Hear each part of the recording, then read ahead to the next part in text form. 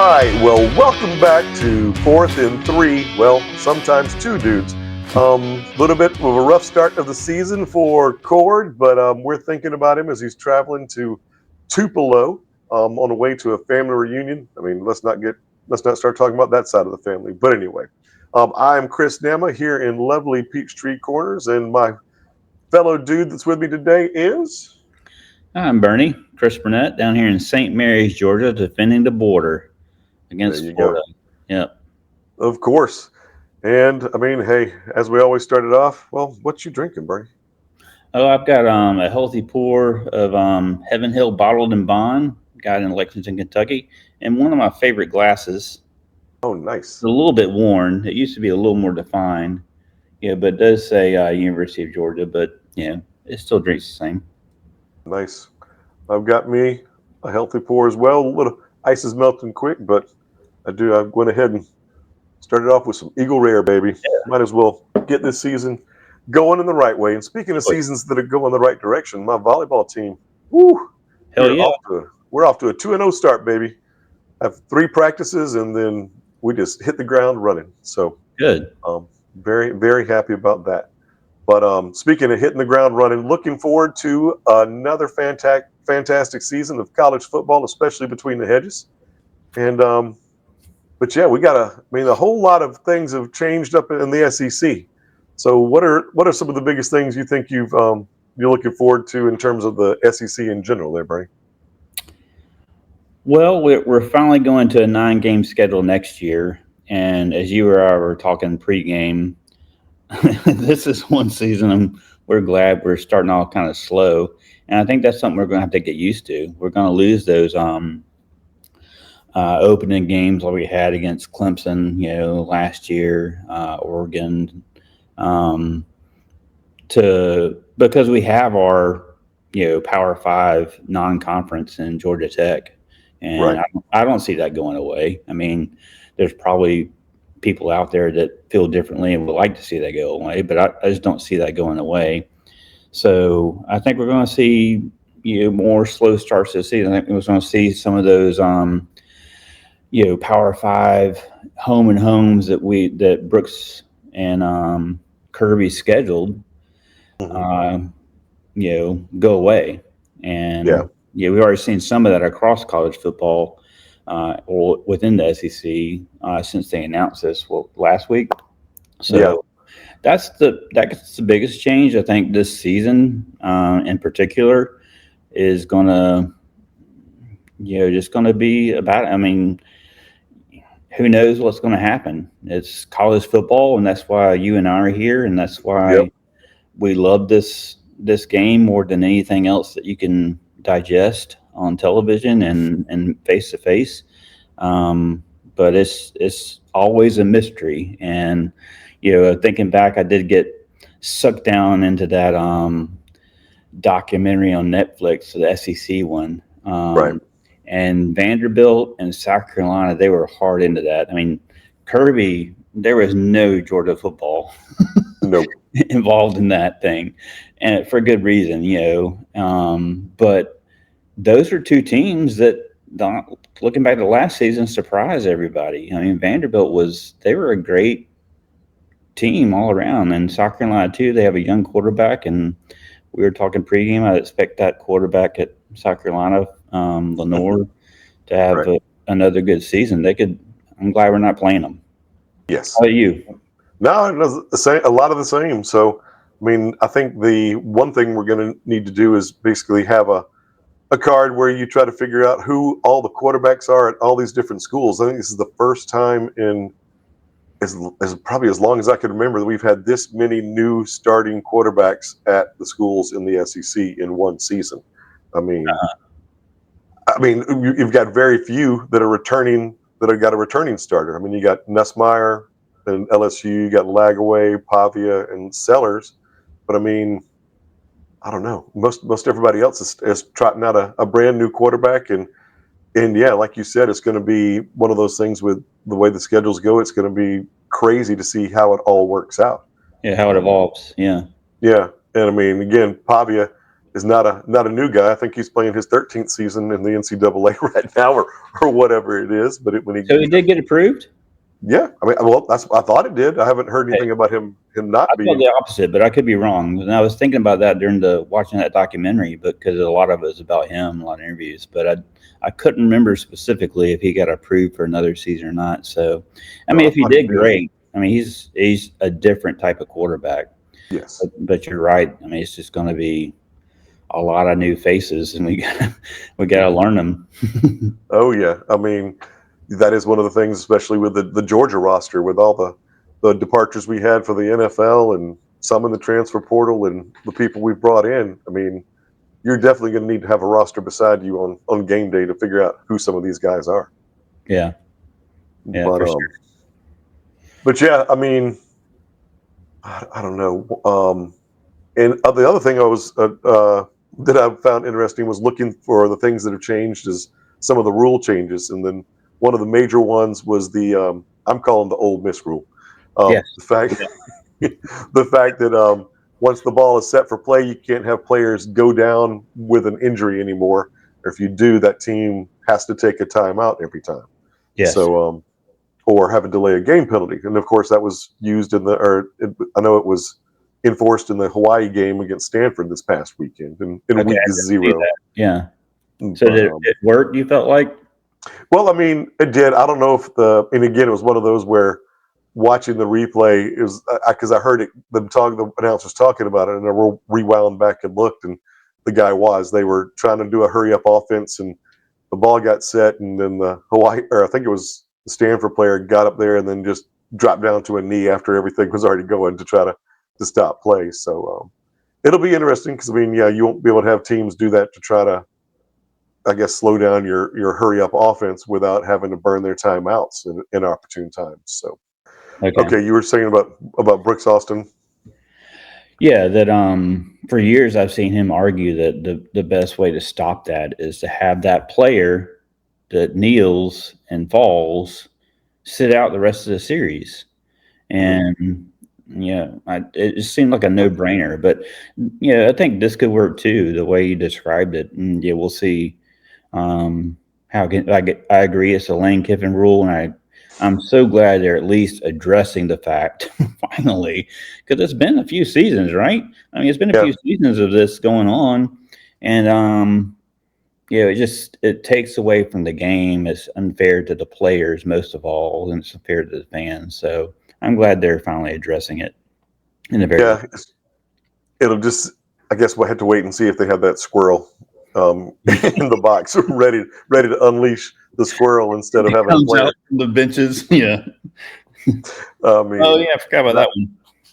yeah. So I mean, I think Ole Miss had named the squirrel too. I can't remember what it was, but yeah, I think we talked about one thing we wanted to try to do this year as well was go ahead and try to do over unders for the season for what we thought the Bulldogs were going to be able to do, and that can help lead us into some discussion about some of the different player personnel groups that we have on the team. Yeah. So I think we'll go ahead and start on the offensive side of the ball. And well, last year I think we had 3,900 yards passing for the season. So over under for that with good old Gunnar Stockton behind the helm, we're thinking it's like 3,800 yards or so. So what do you think, bud?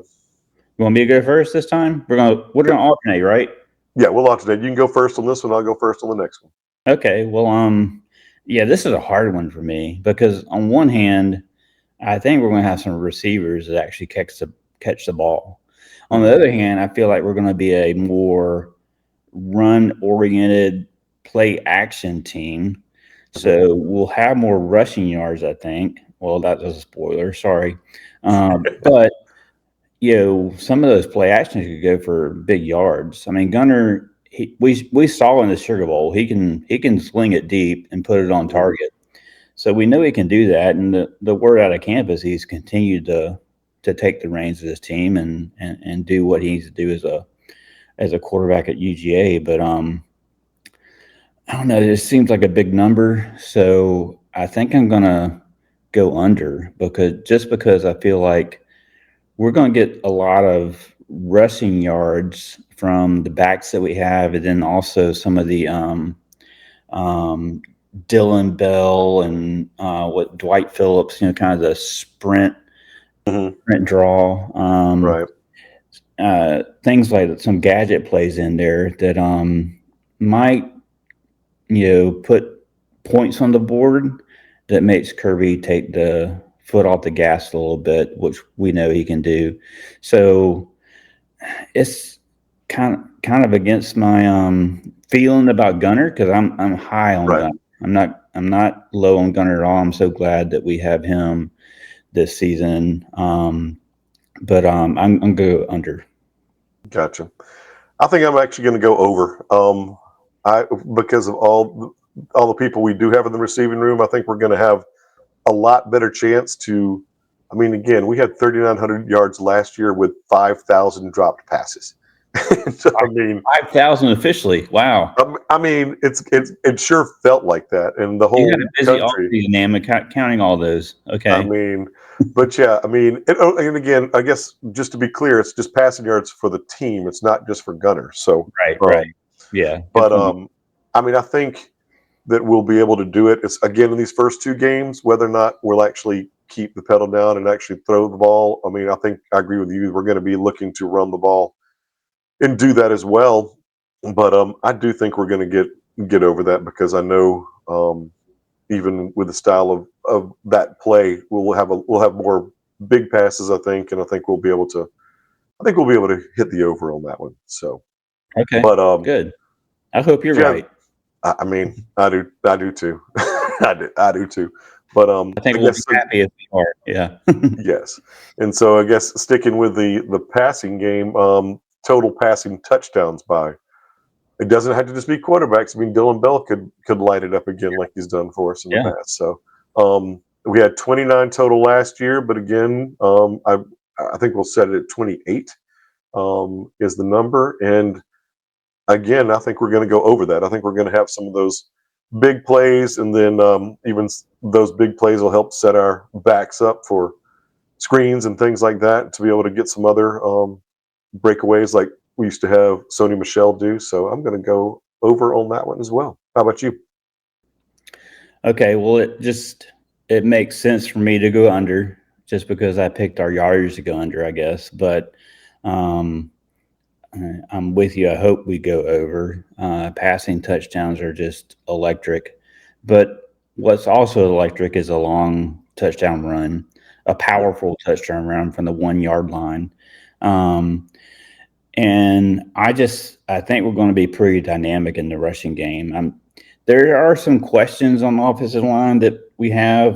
Drew Bobo, we know is the center. He's maybe not as dynamic as another center we've had Hmm. before, but I think he's solid. He knows the game. Obviously, his dad's offensive coordinator. Yep.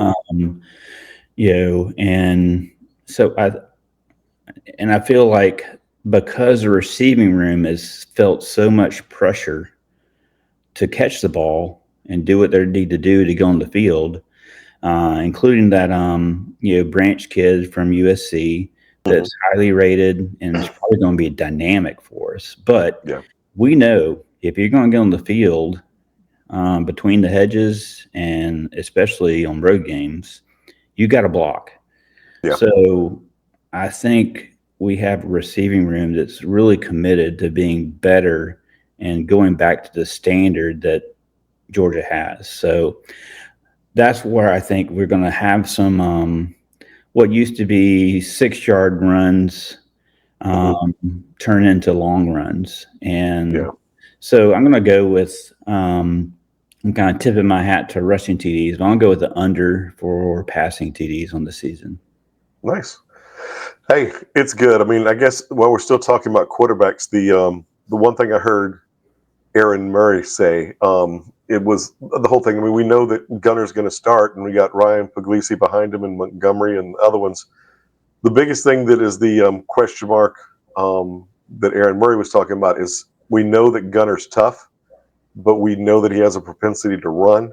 And with that propensity to run and the way he takes hits or is taking hits is just one of the things in these first couple of games, I'm hoping we get some of our backup quarterbacks a little bit of time on the field, because they have had little, if any, time on the field in past seasons. So, I mean, again, we know going back to the days of Jacob Eason and everything else, you're one play away from having to put somebody else out there. And but yeah, that's just one thing where that's what Aaron Murray was talking about, is like, that everybody is wanting Bobo to put in more packages for Gunner to be able to run too. But the more times you put him in harm's way like that, it's just But and you talked about Drew Bobo. He was the best statistical passer on our team last year. Yeah, you saw I texted y'all the other night. I watched that SEC championship game, and that was I remembered that Mike Bobo brought that up, that he was gonna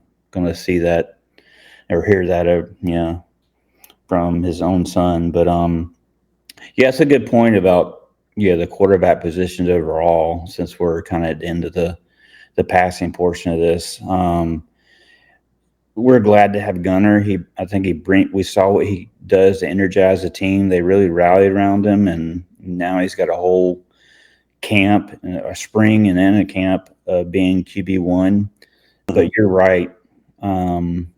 Behind him is just a lot of raw talent. The word is Montgomery has the arm. He has a live arm, but just the game hasn't quite slowed down for him enough in practice. So, to be one play away from, inexperienced backup, taking the reins in the middle of the season, I'm like you. I want to see Gunner come out, show his ass off, and then be off the field before the first half, and we can see Pugs and Montgomery, and especially Pugs. He's QB2, so have them come in and get some reps, some live reps they can get on film. Yeah, and I mean, the other thing too, since we're still talking about passing and receiving, is you mentioned Branch, but I mean, we also got Noah Thomas from Texas A&M was there, which I forgot about. I totally forgot about that. Right. I mean, he was their best receiver last year. Yeah. We got him, and still got Dylan Bell back. London Humphreys, hopefully he's going to be fully healthy for the whole season. I think they actually showing out. I mean, we're actually pretty deep there and experienced. Dude, we are. I mean, the fact that receiving room, and then Colby Young, back from suspension and everything else. I mean, he was. I mean, again, one of probably our best receivers the first half of the season until he had his off the field issues. For sure. I looked at his stats today, before he had to leave the team, and it's like 13.5 yards per catch. I mean, he's one that can go deep, and Gunner can. I think Noah Thomas is the same kind of build, same kind of structure. They're two that he can trust. If they're one-on-one deep, he can throw up, and if it's a 50-50 ball, there's a good chance they're going to come down with it. So, I think this receiving room has been a dramatic, well, not dramatic, but a low-key upgrade. I don't think it's low-key. It's for real. And just high hopes for. So anxious to see that. Yeah, fingers crossed that it all works out, and again that they use enough stickum to just let the ball just stay in their hands. Yeah. All right. So again, you were talking about rushing. I mean, I guess our rushing yards last year we had 2,034. So let's go ahead and saying 2,000, we had 2,034 last year. I'm pretty sure where you're going to go, but hey, what you thinking? Yeah, I did tip my cap. So definitely over. Word is Frazier has done nothing but proved that he can be a 3-down back. He's picking up blocking even better than last year. Had some missteps last year in that area, but showed that he can take it to the next level. The only question mark there is, he had some trouble hanging on the ball. So if he can just, not put it on the ground and just hold on to it, I think he's going to have some, a breakout season. But then you got some guys behind him, Bowens. We mentioned Dwight Phillips had some electric plays last year. He had that touchdown against Florida where we all noticed the whole team just kind of celebrated that. So he's kind of a Right. team favorite, I think. So he and Dylan Bell add that different element to the backfield. But I really think with the offensive line, the depth we have there's still I think there's going to be a lot of rotation these first couple games for the coaches to figure out what the starting five is going to be in Knoxville. But get that set, I think the tight ends we have, I think we can run a lot of, we'll get the tight ends in a minute, I guess, but we can run a lot of 13 personnel with the tight ends we have. And get some downfield blocking with these receivers and tight ends. And I'm anxious to see what our running game looks like this year. And I really think it's going to go over. Yeah, no, I totally agree with you. I mean, again, Frazier was the main standout last year, even with, like you said, even though he had the propensity to sometimes lose the ball. But, I mean, he showed up better than Etienne did we had high hopes, but, I guess we should have known better, trusting in the Gator, I suppose. But former Gator. Yeah, but you couldn't avoid that. He was there. Yeah, but yeah, no, I think yeah, especially with the offensive line. Hopefully this group's going to be able to come together quickly. But yeah, looking for a lot of rotation these first couple of games, like you said, get a lot of people time on the field, and give them an opportunity to gel as a unit, and hopefully get it so they can make those holes, and again get the blocking for the receivers and tight ends, and yeah, I think it's going to be fun to watch. So I definitely think we're going to get over the 2,000 yards as well. And even though I went over with the passing touchdowns, I think I'm going to go over with the rushing touchdowns too. It was 24 last year. Going to go ahead keep it at that number, but I think we're going to have that opportunity to again truly be a special season on offense, where a lot of things didn't necessarily go the way we had fully hoped it would last year. I think I got a good feeling from everything we've been hearing that switch is going to flip a little bit. Yeah, I agree. And it's definitely going to go up. We're just going to have some straight up pound the ball up the middle, rushing touchdowns, gunner inside the 5, making people miss. It's a rushing touchdown. And then, some gadget plays like we've alluded to with Dylan Bell and Dwight Phillips. There's going to be a lot there. And plus, I think looking at some of the defenses that kind of hemmed us in last season, Texas had an NFL defense. We kind of forget that. We beat them twice in one season, but that defense was just incredible. And we really held our own rushing against them last season, but we get them this year. I think it could be a different story. So I think we're going to kind of let loose some, and definitely going over with the touchdowns, rushing touchdowns. Yep. And can't forget about Cash Jones back there too. Yes. Might say, man, Cash money. He's fun. He's fun to watch. I guess not as much with running. He gets more of the catches out of the backfield too. So. But he was the third down back last season for sure. Right. Doing everything, utility player if you're into baseball. But Frazier's going to take over some of those snaps, I think. But Cash is always there, and he'll definitely figure into the rotation. Yeah.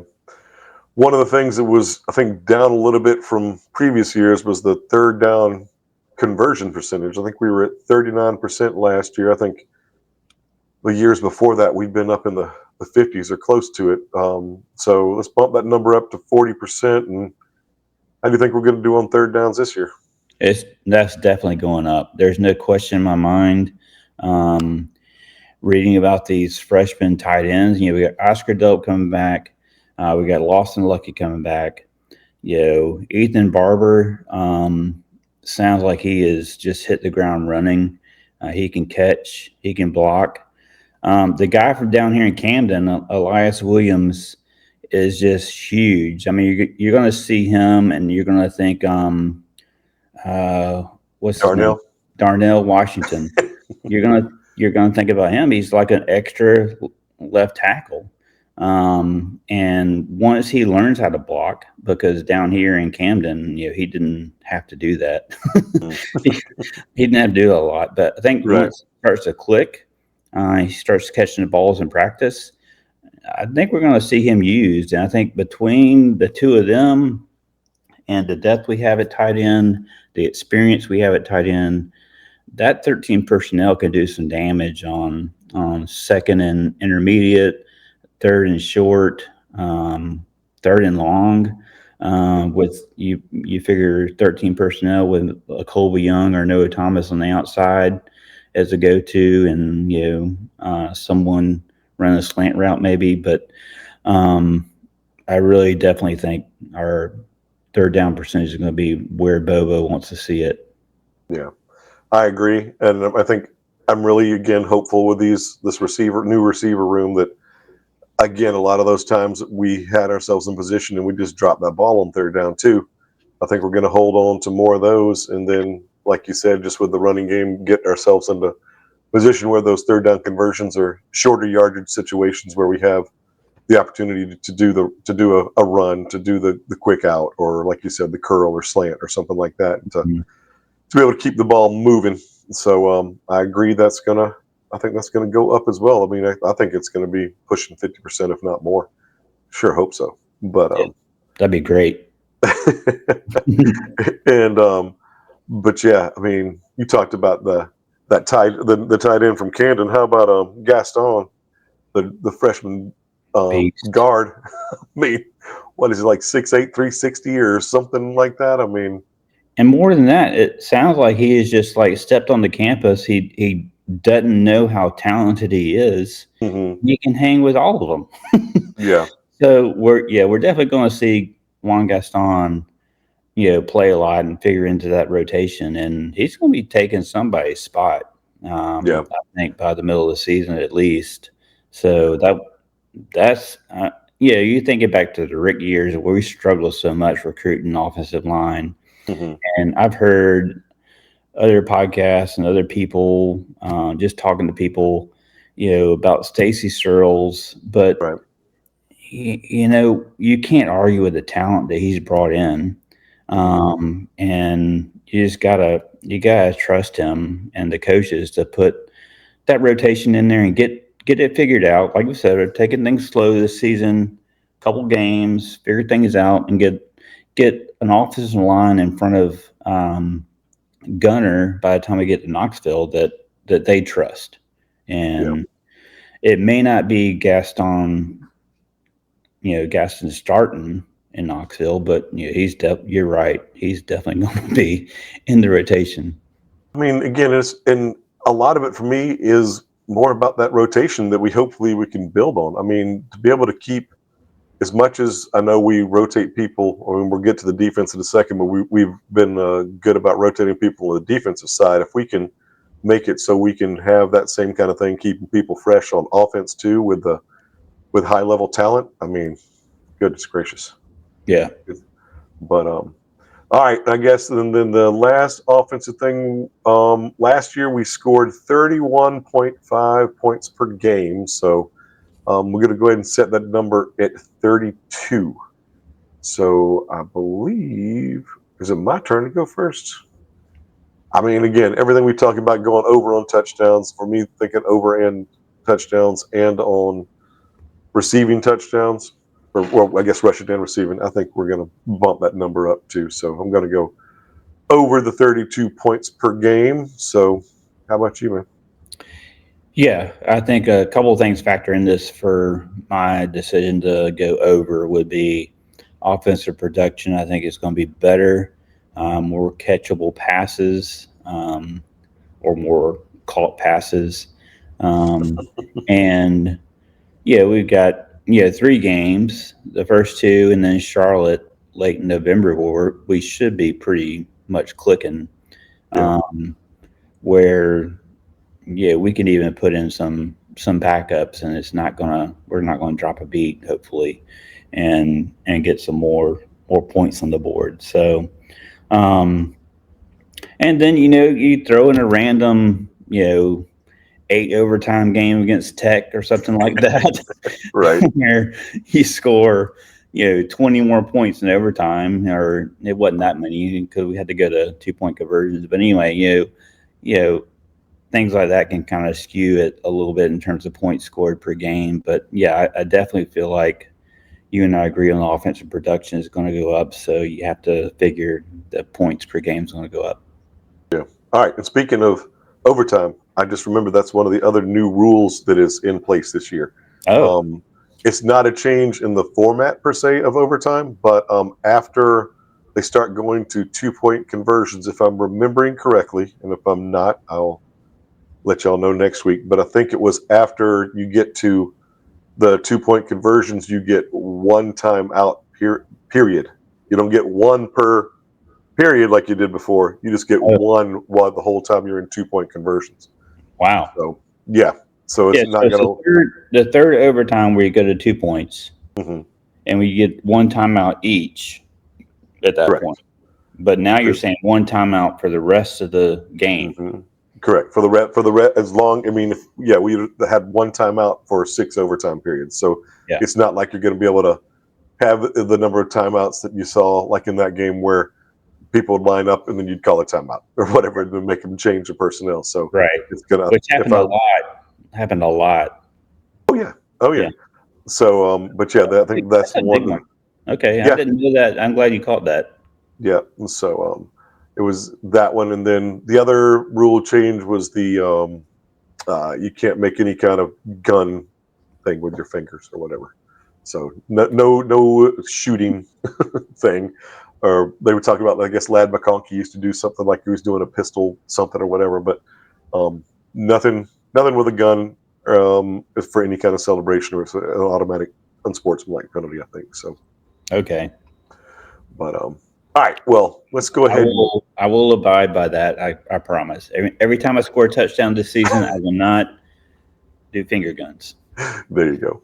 So, all right, well, let's get over to we talked a lot about offense. Any other players in particular you like to talk about on offense before we move over to the defense that you can think of? No, I mean I'm ready for defense. I'm excited about the defense. I think Oh, yeah. the defensive line is going to again we keep saying it, going to see a lot of rotation, but we've got some anchors there with Christian Miller. We've got the transfer from Army, Elo Dozie. Mendoza, yeah. This is where I say last week, just thinking about making podcasts this season made me a little nervous because you look at some of the names Yeah. and I automatically go to all the time, not just college football, but any sport on TV where the announcer has to pronounce a name and they butcher it. I feel for that now. Yeah. There are some names I will not get right. I mean, it's still the Tennessee quarterback that left, tried to renegotiate spring practice and left. Nico, Amadieva. I never got that right. So I'm glad he didn't come to Georgia. But anyway, so Elo Mendoza, I think I'm getting that right. I'm really excited to see him because, I compare, we didn't mention the Illinois running back that transferred, but Oh, yeah. that hasn't really adapted, it sounds like, to the Georgia practice The camp, Georgia way. Kirby's standard. You get a guy from Army, and Elo has taken off, and I'm excited to see him on the field as a transfer player coming from Army because he has not had a problem adjusting to the heat, everything you have to adjust to for an SEC team coming from an academy. He obviously had the discipline. So, really excited to see him. I'm excited about the cornerback. I think we see a lot of rotation there. There's a lot of competition at cornerback and a lot of talent there. And I think the coaches are eager to see, 2 games of film at the cornerback position to see who they are, putting 1 and 2 and 3 and 4. And with Kirby, we know there's going to be a lot of rotation there anyway. And I think the big question mark on defense is going to be who's opposite KJ Bolden at safety. And Right. so I'm excited for defense. Anytime the defensive line is stout and we have a solid linebacker core behind them, with CJ Allen running the whole thing as a quarterback of the defense, Right. that just makes me excited. And there's nothing that excites a crowd more than seeing a sack, seeing a strip fumble, seeing a blindside hit on a quarterback. That just kind of gets the team up, and I'm excited to see what this defense can do against this schedule. Yeah. No, I mean, again, with that linebacking core that we have and seeing who's going to be able to step into some of the roles that the guys that left, I mean, with Chris Cole and some of the other guys too. I Yeah. mean, it is. It's very exciting. Just hold your breath and see who's gonna show up, and then again, how many people are going to get those opportunities to show up and show out. So, because if we can get that pressure with the defensive line and and just a linebacker coming too, to then let the defensive backs work their magic if any ball goes up in the air. I mean, yeah, it's gonna be fun to watch. Gonna be Yeah, Let's see. and that's the goal, to have a defensive line linebacker core that you can trust to send an extra body, Mhm. because you trust the cornerbacks to behind them to do their job. I think the only person we're missing on defense really is Malachi Starks. I mean, how can you fill that role? Um, Right. so that's just going to take some time. And again, we keep coming back to this, but it's a good thing it's a slow start to the season, Mhm. and we can get those reps in there. We can start who we think's ready, and then rotate in, and then put somebody in a pressure position when we're up, hopefully by so a few touchdowns, and Mhm. see what develops. So it's this is where you just trust the coaches, and that's what we do, right, Emma? Trust the process, baby. Trust the Yeah. process. So, all right. So, some of the defensive over unders we're going to talk about: rushing yards allowed per game. Last year, we were giving up right at 129.6 actually. So, let's go ahead and stick with 129 as that number. And I guess it's your turn to go first, I think. It's going to go down. I'm not sure about how much, but it'll go down. CG Allen was just stepping into that role Mhm. when Dumas Johnson went to Kentucky, and he kind of took over last year. So another year experience for him, kind of running things and kind of adjusting to things, getting everybody set. Pre-snap. Um, that's one statistic that um, it wasn't bad last year, but Right. it wasn't what they want to see. So, yeah, I definitely think it's going to go down. Yeah. I agree. I mean, yeah, I just think again this linebacking core and then the defensive rotation we're talking about on the line, I think is going to be able to help it step up. Hopefully, I mean, again, to hope that it gets to the numbers like it was a few years ago. I mean, that's definitely a hope, but I mean, it's a little bit hard to live up to potentially because I don't think we have all those bodies there. But I mean, I think we got a really good group of guys that I mean, again, with the more time they get on the field, especially in these early games, it's going to make it that much more possible for us to keep that number down. So in passing yards, if we move to that, I mean, again, we're talking about how the high hopes for these defensive backs. Last year, we'd given up right at 200 yards per game passing, and so let's stick with that. And um, I think it's if we're let me see, I don't know, I don't want to keep. I don't know. I think we're going to get under that too. I mean, I think we're just going to hold people down. I mean, a lot of new quarterbacks, a lot of the programs that are not necessarily as the other opponents, like the out of conference opponents we have. I think it'll be a good opportunity for us to get to those quarterbacks and prevent them from getting many passing yards as well. So I'll go under on that too. And I think I will as well. Because looking at the schedule, I mean, Tennessee's replacing the quarterback. Alabama's replacing Milrow. Kentucky, is Vandergriff, replacing the quarterback. Um, Ole Miss. Auburn. I mean, Ole Miss. Yeah, they're replacing Jackson Dart, and Jackson Dart. We remember went out at the beginning of our game in Oxford last year, I was and so that happy he came back in. Damn it. Hell. so that one I guess is a pass. Yeah. Maybe that kid still has it, but I Simmons, think Austin Simmons. overall, looking at the quarterbacks, even if we label our defensive backs as a question mark through the first half of the season before they get it figured out, um, I think it still goes down. Yeah, I agree. Yeah. Yeah. All right. So sacks, we were at 37 last year. Let's go ahead and keep that number. How do you think that's going to go? That's a tough one. I am going to go lower.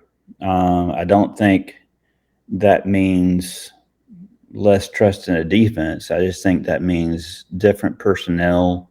Um, I think they had to protect the back end of the field for a little bit for a few games, especially when you look at going to Knoxville, the third game of the season. You got to protect that over the top type of thing where he spreads things out from sideline to sideline. But maybe that's just a cheat for me. But I think I'll go. I think I'll go under just out of reality. Screw it. I'm going over. I think we're going to get some more of that. Get some more of that pressure. We'll see if Glenn Schumann's going to send some extra guys every now and then too. But I mean, I guess Kirby's. I mean, it's a new era of offenses too. So I mean, we've been seeing that for a while, and the fact that the quarterbacks get the ball out, or for most quarterbacks get the ball out so quickly, getting a sack is so hard. And I think in the past years, Kirby's just talked about the chaos. He wants to chaos or pressure or whatever, as long as the chaos quotient or whatever. I can't remember the exact words he used, but as long as that's high, that's the most important thing. But I think we're gonna get through and be able to get to him a little bit more. Hopefully, up around the 40 or 42 number is what I'm thinking. But again, hopefully I'm right. So I hope you're right too. So I guess the next thing was points per game allowed. We were just allowed just over 20, 20.6 last year. So let's go ahead and stick with that again. Trying to go back to the 10 points a game allowed kind of thing is pie in the sky kind of thinking. But I think we might.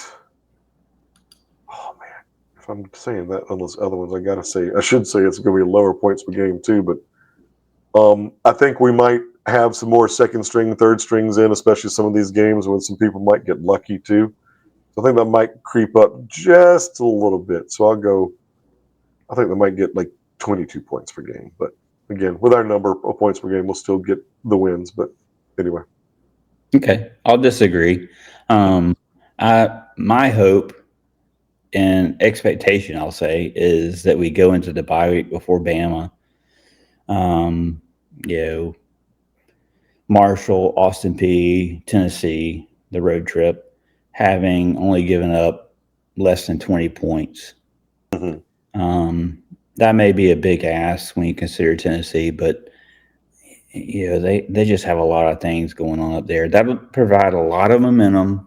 Yeah. Going into a big game, hosting Alabama for the first time since the rainy game in 2015, which was the beginning of the end for Coach Mark Richt.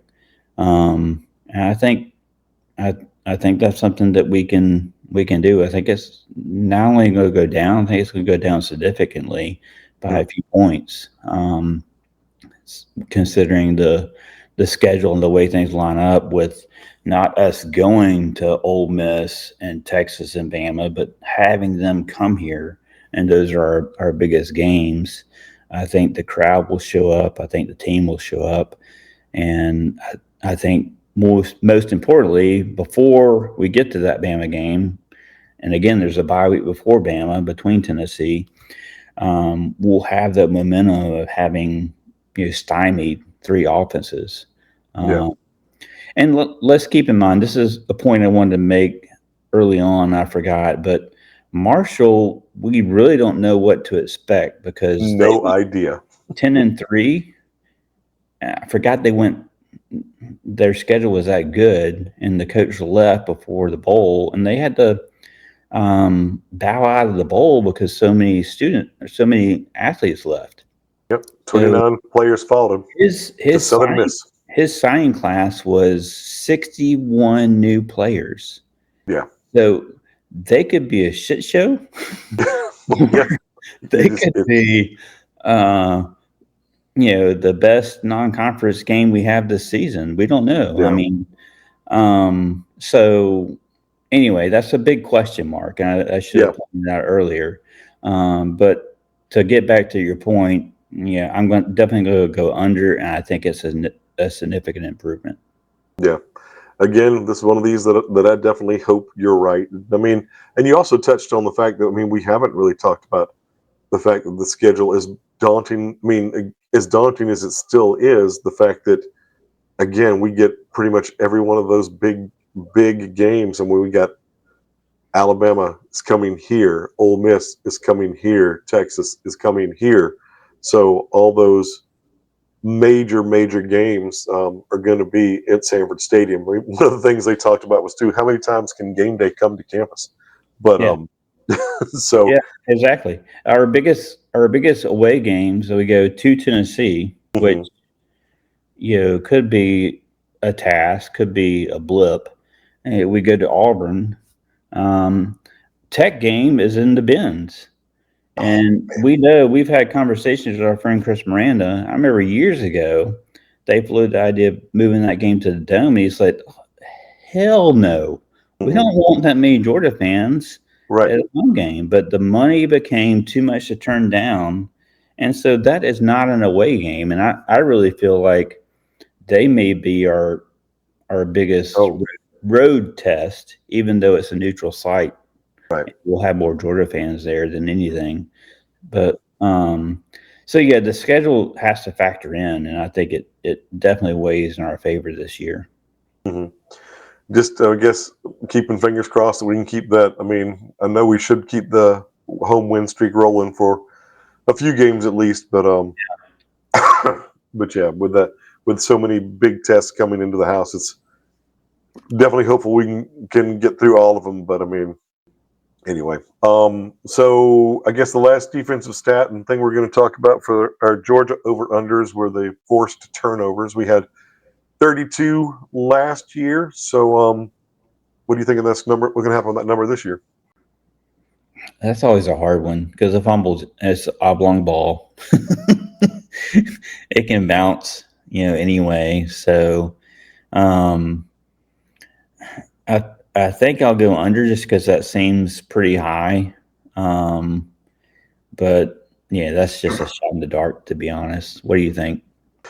I don't know. It's one of those things. I should have looked back at the 2 seasons prior as well, just versus just putting the statistics for last year. But I mean, it's one of those. I didn't necessarily think we were doing that much on the turnover side of the ball. So it's like I was actually kind of surprised that we had that many when I saw it. So I mean, I was actually thinking we're going to be able to go over it with the hopefully the. Oh my God, I'm just stuttering tripping over my words.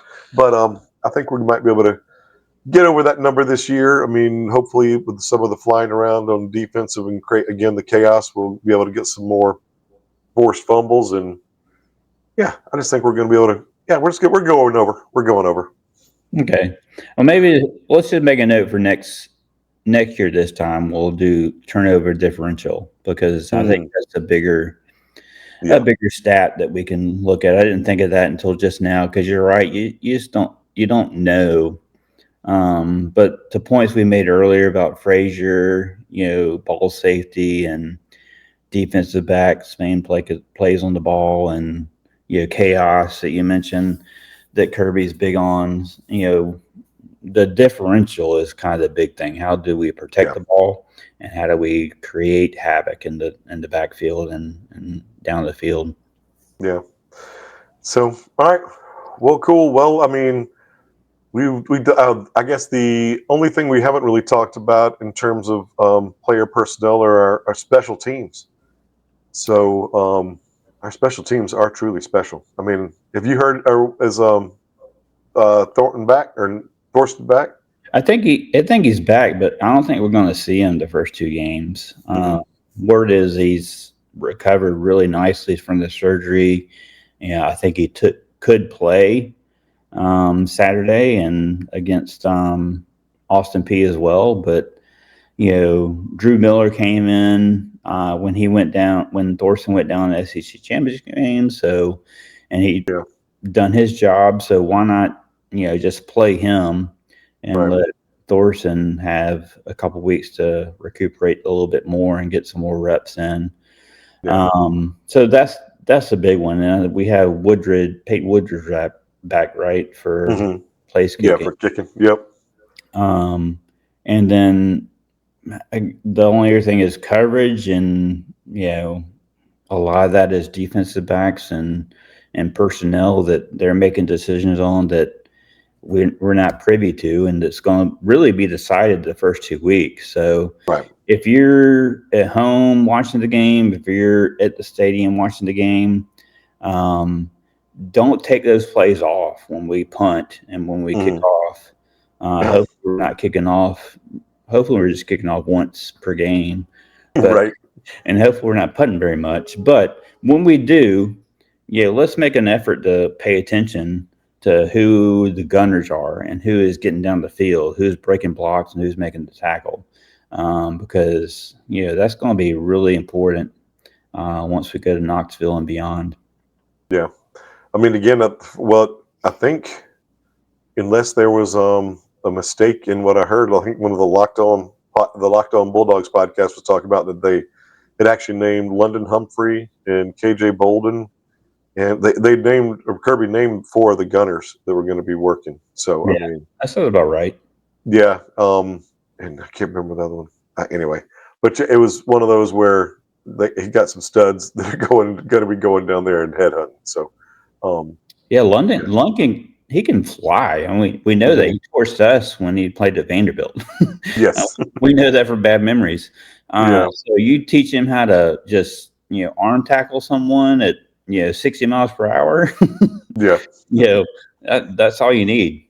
yeah. All right. Well, I mean, we've been going on. This has been a good preview show so far, I think, for the season and what we're thinking is going to happen with the Dogs. But let's go ahead and get into our locks of the week before we Yeah, wrap up the lock show. him So, down. but all right, man. So I guess your Ainsley was gonna to step in for Cord to hopefully provide Yeah, a pick for him to try to defend his championship from last year. yeah. So Core's our reigning champion from last season. He won the season-long championship, but he couldn't be with us tonight because of work schedule and just sounds like a bunch of bullshit. Um, so oh we're my praying for him because he's had. I thought I had a bad week. He's had a worse week, oh but yeah.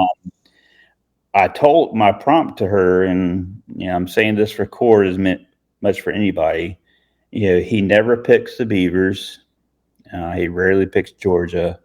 And I just sent her a screenshot of my notebook here. This is my notebook I use to determine, what I'm going to go for on the weekend. And she said Bama. Mhm. So her pick for Cora was Bama minus 13.5 at FSU. Um, that's a big one. I mean, they have a new quarterback. FSU had a shit season. Yes. I guess they got rid of DJ, who didn't fare well. But DJ Ukulele. it is at FSU, so that's his lock. I'll go ahead and give you mine because I've had this for a few days now. Hmm. Is Syracuse plus 14 at Tennessee? Um, I don't Fran believe. Brown, baby. I don't. Yeah, exactly. I don't believe in Tennessee. I believe in Fran Brown. He's the only Yeah. person at Stadium Saturday that I believe in because he knows ball. Yeah. So Syracuse is my pick at lock of the week at plus 14. I considered taking them money line. I'm going to see what the money line is, but I don't know that might be a big ask for Fran. So Yeah, Nama. man, I'm trying to decide. Both of these Friday night games, the Auburn Baylor and the Tech Colorado. Yeah. I mean, I think I'm going to roll with Georgia Tech giving 4.5 points against Colorado. I mean, Okay. Coach Prime lost his quarterback, lost his big receiver. Haynes King is back, right? I mean, Haynes King is back. I know they lost their one of their star receiver to Auburn, I believe, but apparently they've had 2 transfers come in from Florida International that they say are impressing even more.